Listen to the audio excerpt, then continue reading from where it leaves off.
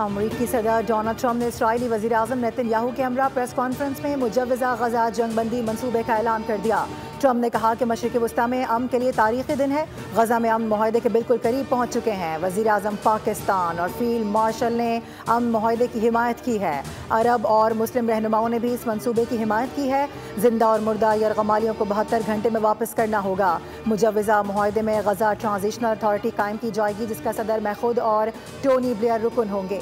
Authority का control मुस्लिम आलमी अफवाज के पास होगा। इसमें इसराइली फ़ौज का कोई किरदार नहीं होगा। वज़ीर आज़म शहबाज शरीफ का एक्स पर पैगाम में अमरीकी सदर डोनाल्ड ट्रंप के गजा से मुतालिक 20 नुकाती मंसूबे का खैर मकदम। कहा कि इस मंसूबे का मकसद गजा में जंग का खात्मा यकीनी बनाना है।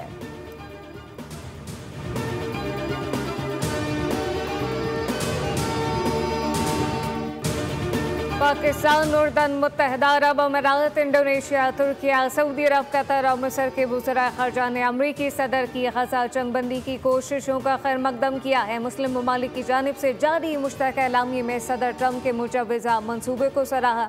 मंसूबे में गजा की तामीर नौ, फ़लस्तीनी अवाम की जबरी बेदखली की रोकथाम और जंगबंदी एक जामे अमल को आगे बढ़ाने का ऐलान शामिल। एलामिया के मुताबिक सदर ट्रंप ने इस बात की यकीन दहानी कराई कि मगरिबी किनारे के इंसमाम की इजाज़त नहीं दी जाएगी। वज़राए ख़ारजा की जानिब से कहा गया वो अमरीका और दीगर फरीक़ैन के साथ मुस्बत और तामीरी अंदाज में बातचीत के लिए तैयार हैं ताकि मुआहदे को हतमी शक्ल दी जा सके।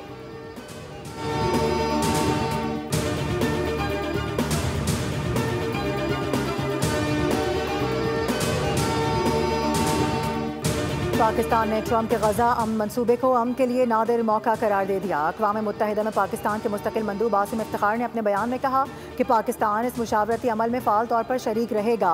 हर लाहे अमल आखिरकार मुकम्मल फ़लस्तीनी मलकियत पर मबनी होगा। फ़लस्तीनी इलाकों पर कब्ज़ा 2 रियासती हल को भी ख़त्म कर देगा। गजा में कत्ल व गारत रोकने के लिए फ़ौरी और गैर मशरूत जंगबंदी की जाए।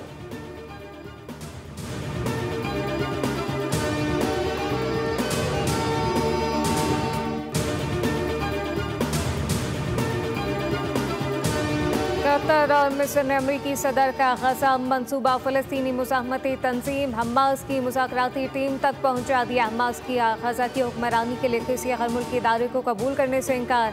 कहा कि गुज़िश्ता दिनों सामने आने वाली बाज़ हम तजवीज़ को मुस्तरद करते हैं। हमें वो मंसूबा मौसूल नहीं जिसकी बात हो रही है। फ़लस्तीनी मुज़ाहमत के हथियार अपने अवाम के दिफा से जुड़े हैं। कब्ज़ा ख़त्म और फ़लस्तीनी रियासत बनते ही ये हथियार रियासत का हिस्सा बन जाएंगे। उधर नेतन्याहू ने धमकी दी कि हमास ने मंसूबा रद्द किया तो इसराइल अपना काम मुकम्मल करेगा। मंसूबा जंग के खात्मे से मुताल्लिक़ इसराइल के असूलों से मुताबिकत रखता है और ये मुआहदा यकीनी बनाएगा कि गजा इसराइल के लिए कभी ख़तरा नहीं बनेगा।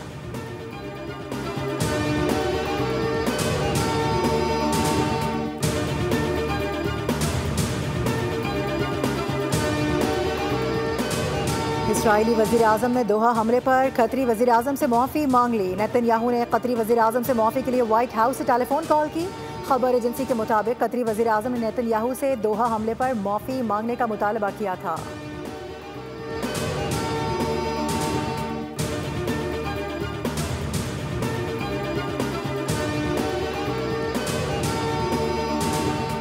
पाकिस्तान स्टॉक मार्केट में रिकॉर्ड साज दिन इंडेक्स पहली बार 1,65,000 की हद अबूर कर गया। ट्रेडिंग के दौरान 1,64,000 और 1,65,000 पॉइंट का संगे मील अबूर। कारोबार के आगाज पर 100 इंडेक्स में 1,268 पॉइंट का इजाफा रिकॉर्ड किया गया।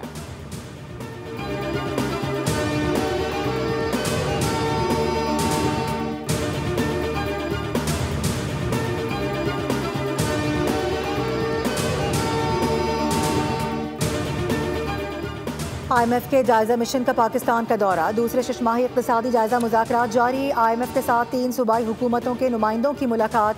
मुज़ाकरात में सिंध, खैबर पख्तूनख्वा और बलूचिस्तान के नुमाइंदे भी शरीक। IMF को सैलाब से होने वाले नुकसानात और मसाइल पर ब्रीफिंग। बताया कि तबाही का तखमीना लगाया जा रहा है। पंजाब हुकूमत के नुमाइंदे IMF के साथ कल तफसीली मुज़ाकरात करेंगे।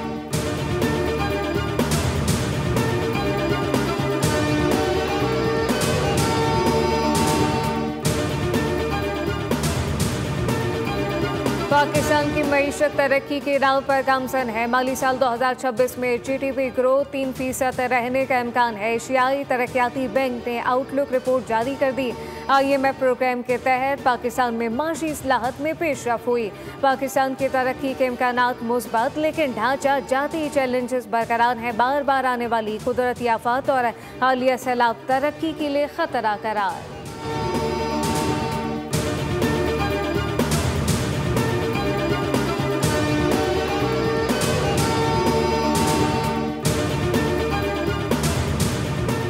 इनकम टैक्स रिटर्न फाइल करने की आज आखिरी तारीख है। इसमें तौसी नहीं की जाएगी। FBR का मुख्तलिफ मीडिया प्लेटफॉर्म्स पर गर्दिश करने वाली गैर मुसद्दिका रिपोर्ट्स का नोटिस। कहा कि FBR का IRIS प्लेटफॉर्म मुकम्मल तौर पर काम कर रहा है। टैक्स दहिंदगान नए आसान इनकम टैक्स रिटर्न फॉर्म का इस्तेमाल करते हुए आसानी से अपने रिटर्न्स फाइल कर सकते हैं।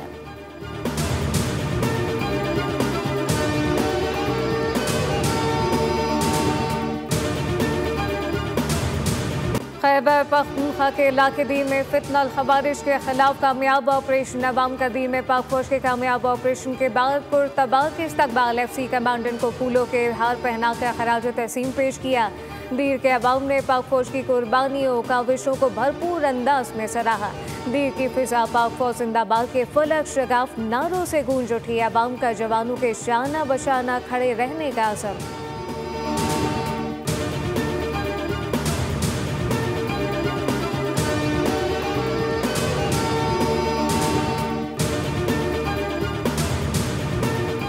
सिंध के मुख्तलिफ शहरों में रात गए बादल बरस पड़े। टंडो अलायार शहर और गिरद नवाह में तेज़ हवाओं के साथ बारिश। सांगड़ में भी बारिश के बाद मौसम खुशगवार हो गया। सजावल, मातली, टंडो आदम, टंडो मोहम्मद खान में भी बादल जमकर बरसे। महकमा मौसमियात ने सिंध भर में मजीद बारिशों की पेशगोई कर दी। आज कराची में गरज चमक और हल्की से दरमियानी बारिश का इम्कान है। खलीज बंगाल में बनने वाला समंदरी तूफान बहिरा अरब की जानिब बढ़ रहा है।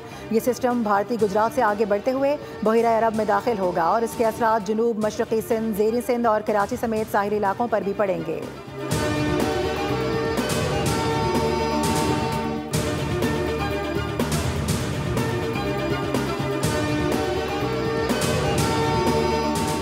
जनूबी अफ्रीका से टेस्ट सीरीज के लिए पाकिस्तान के 18 रुकनी स्क्वाड का ऐलान कर दिया गया। शान मसूद टीम की क़यादत जारी रखेंगे। आसिफ अफरीदी, फैसल अकरम और रोहिल नसीर स्क्वाड का हिस्सा।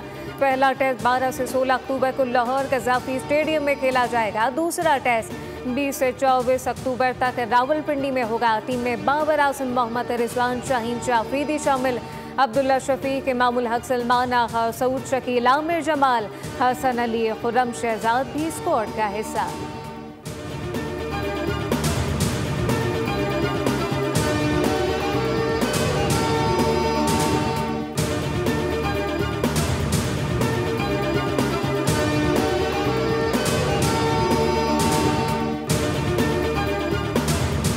ये है असल फ़र्क। हम हमेशा खालिस स्पोर्ट्समैनशिप के साथ खेले और जंग को खेल से दूर रखा, मगर दुनिया ने देख लिया कि जब जंग का नतीजा आया तो स्कोर बोर्ड पर स्कोर 7-0 था।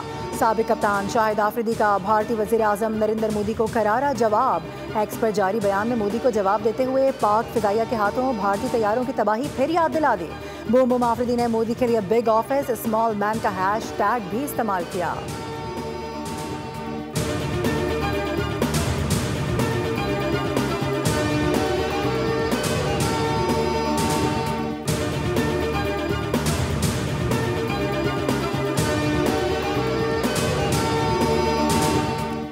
ICC women one day world cup का आज से भारत में आगाज। इफ्तिताही मैच मुश्तरका मेजबान भारत और श्रीलंका के दरमियान गुवाहाटी में खेला जाएगा। मेगा इवेंट में दुनिया क्रिकेट की 8 बेहतरीन विमेंस टीमें शरीक। ऑस्ट्रेलिया की टीम एजाज का दिफा करेगी। हाइब्रिड मॉडल के तहत पाकिस्तान विमेन टीम अपनी मुहिम का आगाज 2 अक्टूबर को कोलंबो में बांग्लादेश के खिलाफ मैच से करेगी। गूगल ने विमेंस वर्ल्ड कप के आगाज पर अपना डूडल तब्दील कर दिया। डूडल को women cricket world cup 2025 begins का नाम दिया गया।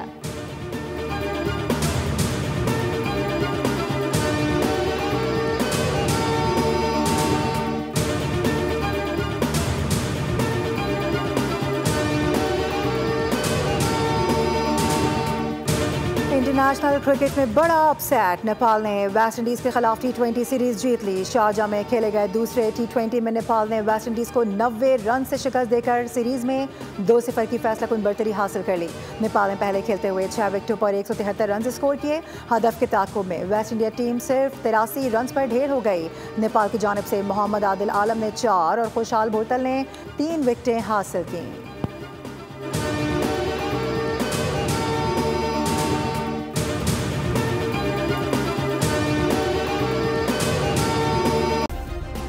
सब्सक्राइब करें और बेल दबाएं ताकि कोई खबर रह न जाए।